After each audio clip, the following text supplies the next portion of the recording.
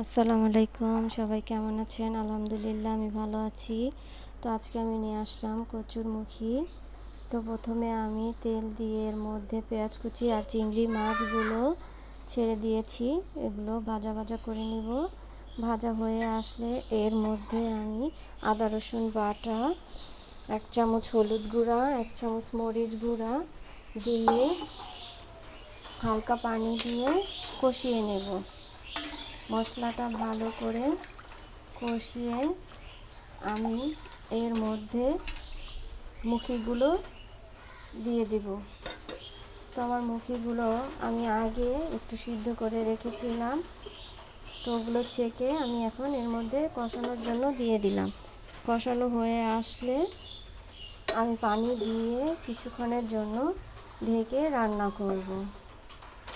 তো অল্প কিছুক্ষণ হয়ে গেলেই আমার মুখি রান্না কমপ্লিট হয়ে যাবে। যদি রান্নাটি ভালো লাগে অবশ্যই লাইক কমেন্ট করে দিবেন, আর ইউটিউব থেকে দেখলে একটা সাবস্ক্রাইব করে দিবেন। ধন্যবাদ সবাইকে পাশে থাকার জন্য।